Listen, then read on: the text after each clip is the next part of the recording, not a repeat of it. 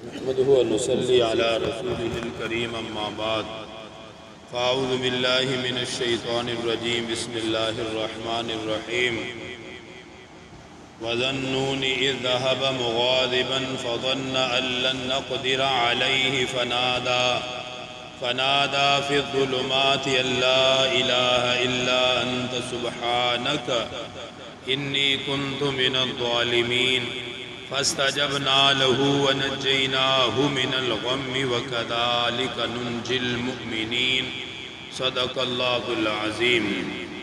حضرت یونس علیہ السلام کا ذکر چل رہا ہے۔ یہاں تک بات ہو چکی ہے کہ حضرت یونس علیہ السلام اپنی قوم والوں سے ناراض ہو کر تشریف لے گئے اور ایک دریا میں کشتی میں سفر دریا کو عبور کرنے کے لیے انہوں نے کشتی کا سفر کیا۔ جب کشتی راستے میں ڈگمگانے لگی تو کشتی والوں نے کہا کہ کوئی بندہ ہم میں سے اپنے آقا و مولا سے بھاگ کر آیا ہے، اسے دریا کے اندر چھلانگ لگانی ہوگی تب جا کر یہ کشتی کنارے تک پہنچے گی۔ حضرت یونس علیہ السلام نے فرمایا کہ میں ہی اپنے آقا اور مولا کی اجازت کے بغیر بستی سے نکل کر آیا ہوں، اس لیے حضرت یونس علیہ السلام نے خود ہی دریا کے اندر چھلانگ لگا دی۔ اللہ پاک نے مچھلی کو حکم دیا تو مچھلی نے حضرت یونس علیہ السلام کو اپنے پیٹ کے اندر جگہ دی۔ حضرت یونس علیہ السلام مچھلی کے پیٹ میں رہے۔ وہاں کئی اندھیرے تھے، ایک تو دریا کا اندھیرا، اس کی تہہ کا اندھیرا، پھر رات کا اندھیرا، پھر مچھلی کے پیٹ کا اندھیرا۔ وہاں پر حضرت یونس علیہ السلام نے ان کلمات کے ذریعے سے اللہ پاک سے دعا مانگی، لا الہ الا انت سبحانک انی کنت من الظالمین۔ ان کلمات کے ذریعے سے جب انہوں نے دعا مانگی تو اللہ سبحانہ و تعالیٰ نے انہیں مچھلی کے پیٹ سے رہا فرما دیا اور مچھلی نے ان کو دریا کے کنارے پر نکال دیا۔ حضرت یونس علیہ السلام مچھلی کے پیٹ میں محفوظ رہے اور اللہ سبحانہ و تعالیٰ نے ان کو دوبارہ زمین پر واپس بھیج دیا۔ ادھر سے ان کی قوم والوں نے مل کر سب نے توبہ کی، استغفار کی۔ اللہ پاک نے ان کی توبہ کو بھی قبول فرما لیا، کیونکہ حضرت یونس علیہ السلام نے 3 دن کا ان کو وقت دیا تھا کہ 3 دن کے اندر اللہ پاک تم پر عذاب مسلط کرے گا۔ جب تیسرا دن تھا تو ان پر عذاب کے آثار نظر آنے لگے، تب انہوں نے باہر جنگلوں میں نکل کر اللہ پاک سے توبہ کی۔ اللہ پاک نے ان کی توبہ کو قبول فرمایا۔ یہ بات بھی یاد رکھنی چاہیے کہ حضرت یونس علیہ السلام کی یہ واحد دنیا میں قوم ہے جس پر عذاب کے آثار نظر آنے کے بعد اللہ پاک نے ان سے عذاب کو دور فرما دیا، وگرنہ ایسا پہلے کبھی بھی نہیں ہوا کہ کسی قوم پر عذاب کا وقت پورا ہو جائے اور عذاب کے آثار نظر آنے لگ جائیں اور پھر ان سے عذاب کو دور کیا جائے۔ ایسا پہلے کبھی بھی نہیں ہوا۔ یہ صرف حضرت یونس علیہ السلام کی قوم ہے کہ جس پر عذاب کے اثرات نظر آنے کے بعد بھی اللہ پاک نے اس عذاب کو ان سے دور فرما دیا۔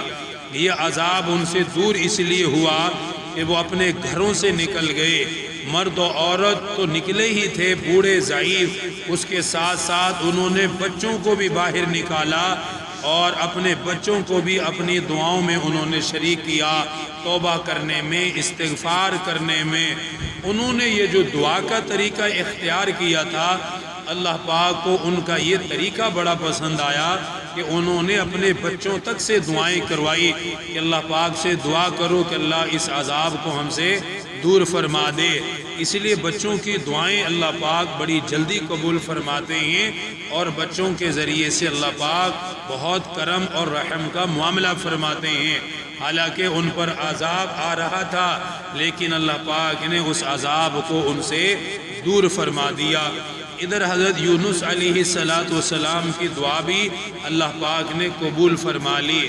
اس لیے نبی پاک صلی اللہ علیہ وآلہ وسلم نے فرمایا کہ جو شخص بھی اس دعا کو جو حضرت یونس علیہ السلام نے مانگی ہے اس کے ذریعے سے اللہ پاک سے کوئی بھی دعا کرے، اللہ پاک اس کی دعا کو قبول فرمائیں گے۔ آپ صلی اللہ علیہ وآلہ وسلم نے اسی آیت کریمہ کو ذکر فرمایا کہ لا الہ الا انت سبحانک انی کنت من الظالمین۔ اس کے ذریعے سے کوئی بھی دعا کی جائے اللہ پاک اس کی دعا کو قبول فرماتے ہیں۔ اس لیے مشکلات میں، پریشانیوں میں، حاجات میں اس کے ذریعے سے دعا مانگی جائے تو اللہ پاک بندے کی دعا کو قبول فرماتے ہیں۔ پھر حضرت سعد بن ابی وقاص رضی اللہ تعالی عنہ فرماتے ہیں کہ آپ صلی اللہ علیہ وآلہ وسلم نے فرمایا کہ میں تمہیں اسم اعظم بتاؤں، اللہ پاک کا مبارک نام بتاؤں کہ اگر کوئی بیمار آدمی اپنی بیماری میں 40 مرتبہ آیت کریمہ کو پڑھ لے، اگر اسی بیماری میں وہ فوت ہو جائے، دنیا سے چلا جائے، تو اللہ پاک اسے شہداء کے ساتھ کھڑا فرمائیں گے، اسے شہید کا ثواب ملتا ہے اس آیت کریمہ کی وجہ سے۔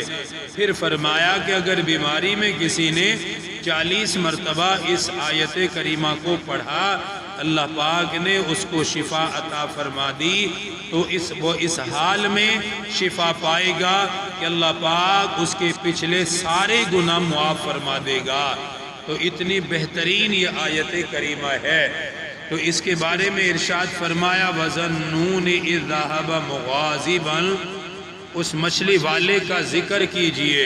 اللہ پاک نے دیکھیں حضرت یونس علیہ السلام کا ذکر ہی اس طرح کیا، وَظَنُّونِ، اس مچھلی والے کا ذکر کریں، إِذْ ذَهَبَ مُغَاضِبًا، جب وہ چلا گیا اپنی قوم سے غصہ ہو کر، ناراض ہو کر، نام نہیں ذکر کیا حضرت یونس علیہ السلام کا۔ اللہ پاک نے فرمایا اس مچھلی والے کا ذکر کریں، کیونکہ مشہور تھے مچھلی والے حضرت یونس علیہ السلام تھے، اس لیے فرمایا کہ ان کا ذکر کریں جب وہ ناراض ہو کر چلے گئے تھے۔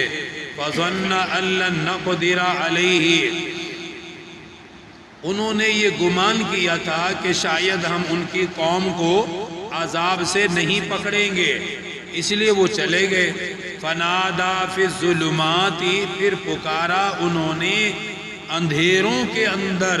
اللہ پاک خود ذکر فرما رہے کہ وہ بڑے اندھیروں کے اندر تھے، مچھلی کا اندھیرا، دریا کا اندھیرا، رات کا اندھیرا، ان اندھیروں میں وہ کیا بول رہے تھے؟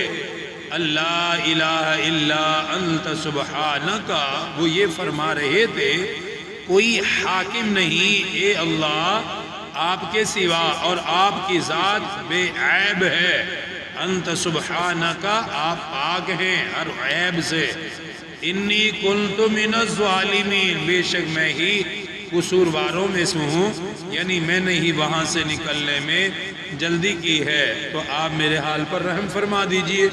اگلی آیت کو سمجھے، فرمایا فَاسْتَجَبْنَا لَهُ، اللہ پاک فرماتے ہیں پھر میں نے اس کی فریاد کو سن لیا، وَنَجَّيْنَاهُ مِنَ الْغَمِّ، اور میں نے ان کو اس غم سے نجات عطا فرما دی، وَكَذَلِكَ نُنْجِي الْمُؤْمِنِينَ، اللہ پاک فرماتے ہیں اسی طرح میں ایمان والوں کو بھی نجات دیتا ہوں۔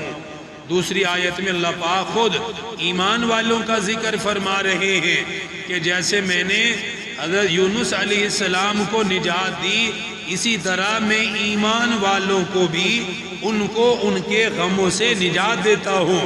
یعنی اس آیت کے ذریعے سے جیسے حضرت یونس علیہ السلام کو اندھیروں سے نجات ملی ہے، اسی طرح ایمان والا بھی اگر ان کلمات سے دعا کرے تو اللہ پاک اسے بھی نجات عطا فرمائیں گے۔